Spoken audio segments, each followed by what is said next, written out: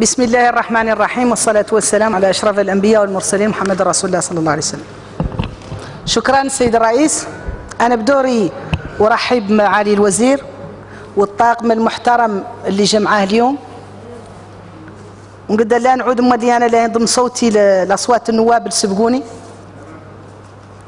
إياك نهنئهم ونفلسيتي ذو لي كادر اللي معاكم مسيو المينيستر اللي قدراتهم ما يقد حد تلاقي يشك فيهم، لا في هذو اللي معاكم برك ولا في ذوك اللي سبقوهم. Je suis fier de dire que nous avons des cadres très compétents dans ce domaine. Monsieur le Président, بما أنكم حددتوا الوقت لا هي نتكلم بالفرنسية، إياك نقدنا نعجل شوي. قالوا الخليل مولي قاع.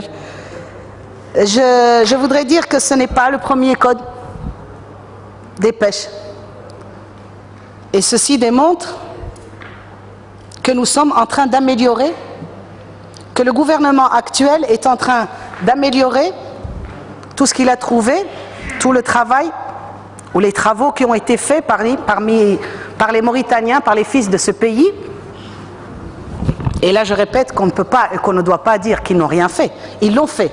Mais vous êtes venus pour améliorer le travail qu'ils ont fait et le remettre à jour et d'actualité. Et ce code va dans ce sens-là. Ce code, je trouve que c'est un bon code, et je crois que je ne serai pas la seule à le dire, parce que ce code a une nouveauté, c'est qu'il a fait réunir tous les acteurs du domaine, et ici je remercie mon honorable collègue, et pourtant qui est de l'opposition, qui a reconnu quand même avoir participé justement à ces journées de concertation, parce que lors de ces journées, il y avait tous les acteurs de ce secteur, et vous n'avez pas seulement choisi que les acteurs qui sont de la majorité. C'était vraiment apolitique, il y avait tous les acteurs de tous bords politiques. Je trouve que ce nouveau code introduit le mécanisme des quotas, et vous m'avez expliqué, j'ai reçu plusieurs appels de gens qui me disaient que les quotas, ce n'était pas une bonne chose. Je leur ai tout simplement dit qu'ils n'ont qu'à me dire et me convaincre le pourquoi ce n'est pas une bonne chose, et qu'est-ce qui pourrait justement me donner un substitut, un remplacement pour ça, pour l'améliorer. Il n'était pas, monsieur le ministre, il n'était pas habilité à me le dire. Ou en tout cas, les arguments qu'ils m'ont avancés ne m'ont pas convaincu. J'ai regardé votre code, je trouve en général que c'est un bon code. Je vais vous poser quelques questions sur le quota justement. C'est quand une personne a atteint le quota que vous lui avez autorisé, si elle le finit, qu'est-ce qu'elle doit faire? Si elle le finit en un temps record, qu'est-ce qu'elle doit faire? Vous m'avez répondu tout à l'heure, et cette réponse m'avait convaincu. J'aimerais que vous répondiez de la même façon tout à l'heure au public. Ici dans le rapport, on parle d'une augmentation du nombre de travailleurs du secteur estimé à 53 000 personnes. Mais on n'a pas dit en combien de temps. Vous m'avez répondu en 5 ans. Mais ici, ce que je vois dans le rapport de la Commission, c'est le renforcement du rôle alloué au secteur en matière de développement ont engendré un saut qualitatif qui s'est concrétisé en 2014 à travers les réalisations importantes qui suivent. Une augmentation du nombre des travailleurs du secteur estimé à 53 000 personnes. Monsieur le ministre, là je suis étonné. En 2014, vous n'avez pas augmenté le nombre de 53 000. En tout cas, ça ne s'est pas ressenti sur les deux villes que sont Nouakchott et Nouadhibou. Parce qu'à Nouadhibou, les gens souffrent, et à Nouakchott aussi, souffrent encore du chômage. Et ça, c'est un chiffre quand même qui est important, et qui aurait dû quand même se faire sentir. Donc j'aimerais savoir si c'est pendant les 5 prochaines années, ou si c'est en 2014. Si c'est en tout cas en 2014, je vous dis que ça n'a pas eu l'effet que ça voulait. Alors, l'article 33. L'article 33. Excusez-moi, Monsieur le Président, j'ai changé de place. J'ai perdu mes papiers. Dans l'article 33, le dernier paragraphe, c'est le régime étranger. C'est relatif au régime étranger. Est-ce que ce régime sera le plus fréquent, au final? Est-ce que ce régime-là sera le plus appliqué ou pas? Vous avez dit dans l'article 34, dernier alinéa, dans un régime d'exploitation donné, une licence de pêche est délivrée pour un navire exerçant dans le cadre d'une ou plusieurs concessions de droit d'usage et pour une durée maximale d'1 an. J'aimerais aussi, monsieur le ministre, une, c'est compréhensible, mais quand on dit plusieurs, vous n'avez pas dit un nombre, j'aimerais savoir jusqu'à quel nombre ils peuvent aller. En ce qui concerne les quotas, vous m'avez dit qu'une personne, quand elle aura fini, quand elle aura atteint le quota qui lui a été autorisé, au lieu d'arrêter son outil de production, pourra demander un autre quota, mais pour une autre pêcherie.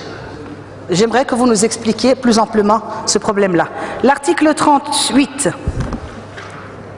Donc je vous ai dit dans le dernier paragraphe de l'article 34 de nous donner un seuil, un plafond.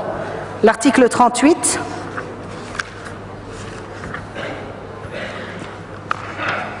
Dans le petit b, détenir à bord des navires de pêche de matières et de substances mentionnées à l'alinéa précédent, c'est-à-dire les explosifs et tout ce que vous voulez, tout ce qui est illicite.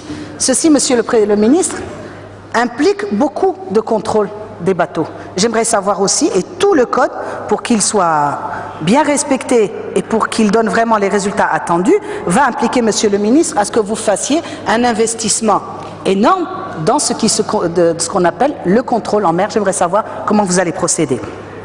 L'article 50. نائب الوقت هو. تسمح لي شوي خليك انا ما وافقتك قبيل الوقت ما كنت نصلي اعطيني شوي دقيقتين وهذا لا ياك نفهموا ياك نقدروا نصوتوا عليه. En ce qui concerne l'article 50, l'article 85, l'article 85, le petit point K, comment on va justifier, comment on va démontrer que c'était... bon. L'article, en ce qui concerne le renouvellement de la flotte, tout le monde sait que c'est vétuste, tout le monde l'a reconnu. À quand le renouvellement, à quand les autorisations pour renouveler justement cette flotte que nous avons tous reconnue, qui est vétuste?